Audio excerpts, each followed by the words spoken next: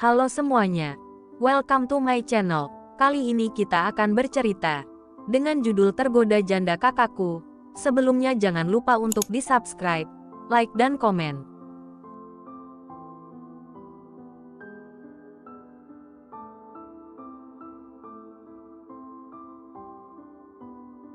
Episode 33, Dia Milikku. Hati-hati di jalan.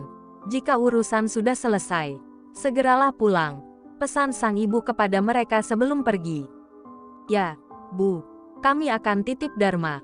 Jika ada masalah, telepon saja Anjani atau Mas Arga, kata Anjani sambil menyerahkan bayi Dharma pada ibunya.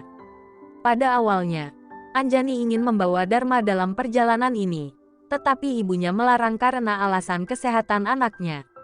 Akhirnya, hanya Anjani dan suaminya yang berangkat. Pagi-pagi, mereka berangkat untuk melihat tempat yang akan disewa sebagai cabang baru toko roti Anjani.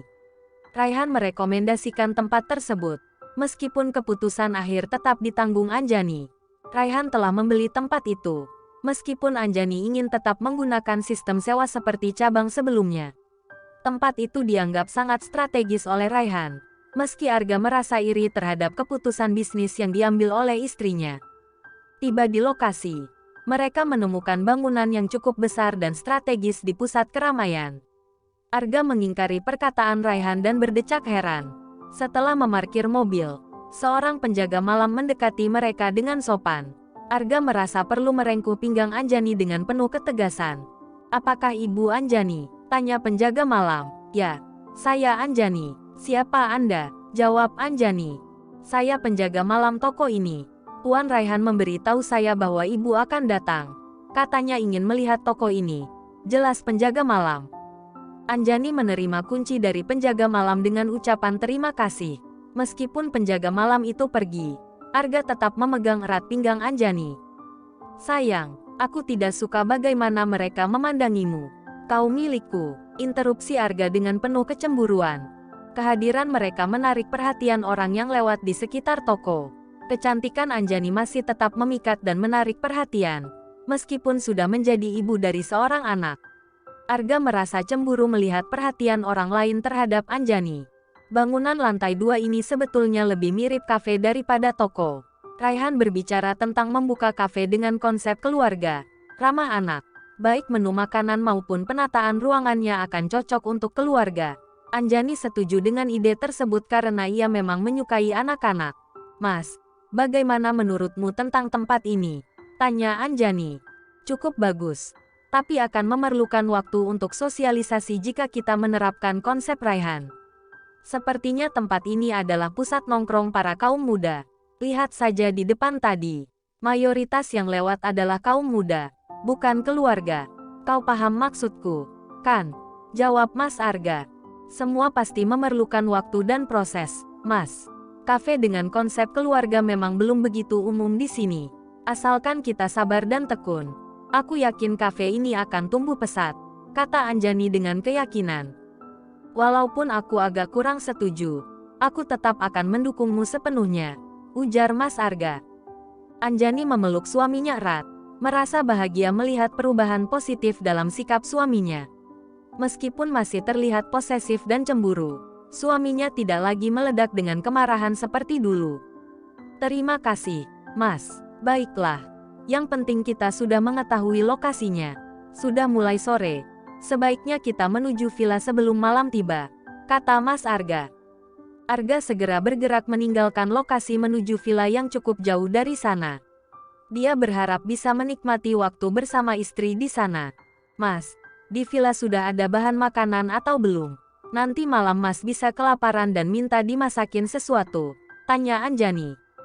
"Baiklah, kita akan mampir ke supermarket terdekat untuk membeli bahan makanan," jawab Mas Arga. Mereka akhirnya berhenti di sebuah supermarket yang besar. Mas, ini Betamart, supermarket milik Ricky. Sungguh hebat dia. Masih muda tapi sudah memiliki bisnis sebesar ini," kata Anjani dengan antusias. Namun, Arga hanya diam tanpa memberi tanggapan. Ia merasa tidak nyaman ketika istrinya memuji pria lain di depannya. Anjani kemudian menyadari bahwa sikapnya telah memicu rasa marah suaminya. "Mas, Apakah kamu marah? Tanya Anjani. Arga hanya menggelengkan kepala tanpa menatap istrinya. Anjani menghela nafas, merasa bersalah. Ia tahu bahwa kecemburuan suaminya tidaklah mudah diatasi. Maafkan aku. Ya, saat mereka berada di bagian rak minuman, Anjani mengambil sebuah botol kecil yang berisi cairan kuning pekat. Dahi Arga berkerut. Botol tersebut terlihat seperti botol obat. Seingatnya, istrinya dalam kondisi baik-baik saja. Sayang, apakah kau merasa tidak enak badan? Tanya Arga sambil menyentuh dahi Anjani. Ekspresinya penuh perhatian. Tidak, Mas. Aku merasa baik-baik saja. Ada apa? Tanya Anjani bingung. Kok kau mengambil botol obat itu? Arga menunjuk ke botol yang dipegang istrinya. Ini bukan obat, Mas. Ini adalah jamu. Jelas Anjani. Jamu? Tanya Mas Arga. Ya, ini adalah racikan herbal untuk menjaga kesehatan kita. Lebih tepatnya. Arga meraih botol dari tangan Anjani karena ia merasa ingin melihat komposisi jamu tersebut. Ia ingin memastikan bahwa ramuan tersebut aman untuk dikonsumsi oleh Anjani. Sari Rapat, nama yang aneh ya, kata Arga. Hei, pulang yuk. Anjani berwajah merah dan merebut botol tersebut kembali. Lalu mendorong troli belanja menuju kasir. Sementara itu, Arga mengeluarkan ponsel pintarnya dari saku. Ia penasaran dengan khasiat jamu yang diambil istrinya. Ia khawatir minuman itu mungkin membahayakan kesehatan Anjani. Setelah mencari tahu lebih lanjut, senyuman muncul di wajah Arga. Ia mendekati Anjani setelah ia selesai membayar di kasir dan mengambil kendali atas troli. Sayang, masih rapat kok. Tadi aja aku sempat kesulitan masuknya. Tapi gak apa-apa. Pakai itu biar makin manis, kata Arga. Mas, pekik Anjani sambil menutup mulut suaminya dengan kedua tangannya, karena masih berada di tempat yang ramai. Sementara Arga tertawa melihat reaksi malu sang istri. Arga mengajak Anjani pergi dengan ceria. Mereka berdua bergegas meninggalkan tempat tersebut. Saat tiba di villa, gairah mereka meledak dengan keras. Mereka meluapkan kerinduan yang mereka tahan selama beberapa minggu. Nafas mereka berdua berbaur dalam kehangatan yang membara, diiringi keringat yang mengalir deras. Sayang, Arga semakin mempercepat gerakannya, mendekati puncaknya, dan akhirnya mereka mencapai kenikmatan bersama-sama. Terima kasih, sayang, terima kasih, aku sangat mencintaimu, ujar Arga. Anjani juga sangat mencintai Mas, kata Anjani lembut. Arga mencium punggung Anjani yang terlentang di depannya. Ia tahu Anjani pasti merasa lelah setelah menerima gairahnya malam ini. Sayang, ayo mandi dulu, bisik Arga saat melihat mata Anjani hampir terpejam. Rasanya ngantuk, rengek Anjani. Terlalu lelah untuk bahkan berjalan ke kamar mandi. Malam ini, suaminya telah benar-benar menghabiskan semua energinya. Tapi nggak enak tidur dalam kondisi begini. Aku akan membantumu mandi, kata Arga penuh perhatian. Anjani mengangguk dengan pasrah. Bagaimanapun, tidur dengan badan yang lengket tidaklah nyaman.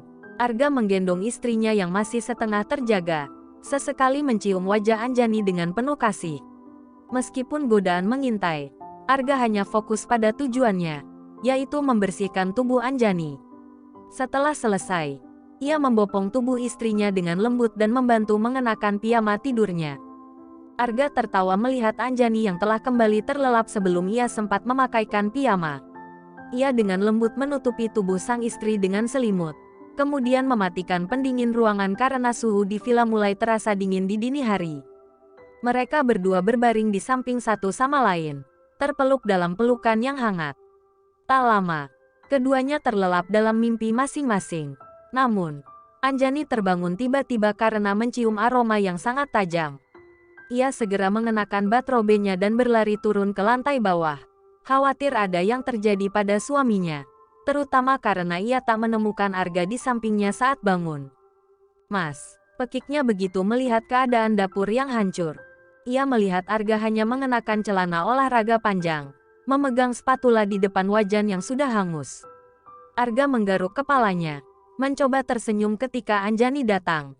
Awalnya, ia berniat untuk menjadi laki-laki romantis dengan menyiapkan sarapan bagi istrinya. Namun, alih-alih menjadi pemandu yang lembut, Wajan itu menjadi monster yang mengubah semua bahan masakannya menjadi gosong. Sayang, sudah bangun, kata Arga, menaruh spatula dan mendekati Anjani. Arga mencium kening istrinya, mencoba menunjukkan kasih sayangnya, dan mendapatkan kecupan singkat di bibirnya sebagai balasan. Mas, lagi apa? Pertempuran kuliner, ejek Anjani. Mengetahui bahwa suaminya jarang memegang alat dapur karena kehidupan mewahnya sejak kecil. Tapi, hati Anjani tersentuh karena usaha suaminya yang berusaha membuatnya senang dengan berusaha menyiapkan sarapan. Niatnya bikin nasi goreng. Sayang, tapi sepertinya penggorengannya kurang bagus. Semua bahan langsung jadi hitam dalam sekejap, ujar Arga. Anjani tertawa dan kembali memeluk suaminya, merasa dicintai saat menempelkan kepalanya di dada Arga. Mas, duduk saja, aku yang akan menyediakan sarapan. Anjani mengambil beberapa lembar roti tawar dan menaruhnya di toaster, memilih membuat roti bakar untuk menghemat waktu. Hari ini, ia akan bertemu dengan Ricky untuk membahas bisnis mereka. Setelah sarapan, Anjani berniat membersihkan dapur yang berantakan akibat suaminya. Mas, mandi saja duluan. Anjani akan membersihkan ini dulu. Dapur terlihat seperti medan perang, kata Anjani. Tapi, aku ingin mandi bersama, bisik Arga sambil menunjukkan ke arah kamar mandi. Yang ada nanti bukan mandi bersama, tapi membuat keringat bersama lagi. Au, Mas. Tiba-tiba suaminya memeluknya dan membawa Anjani ke atas menuju kamar mereka. Biar Pak Mamat yang membersihkannya. Tugasmu pagi ini adalah mandiin aku. Setelah melalui drama panjang, dengan Anjani yang marah-marah karena durasi mandi mereka menjadi lebih panjang, terutama karena suaminya menyisipkan adegan romantis di tengah kegiatan mandi mereka. Akhirnya, mereka selesai dan bersiap-siap menuju bangunan yang telah mereka lihat sebelumnya. Ricky dan timnya sudah menunggu di sana. Mas Ricky, maaf ya kami membuatmu menunggu, kata Anjani begitu mereka tiba. Ricky dan beberapa stafnya telah berkumpul di meja besar yang mungkin telah disiapkan oleh penjaga malam yang bekerja untuk Raihan. Tidak masalah, kata Ricky. Arga memandang sinis pada Ricky, tetap merengkuh pinggang istrinya secara posesif. Bahkan ketika mereka berada di depan Ricky dan stafnya, Arga tidak memberikan kesempatan kepada siapapun, terutama Ricky, untuk mencuri perhatian istrinya. Ia dengan tegas menunjukkan bahwa Anjani adalah miliknya, bahkan hanya dalam pandangan.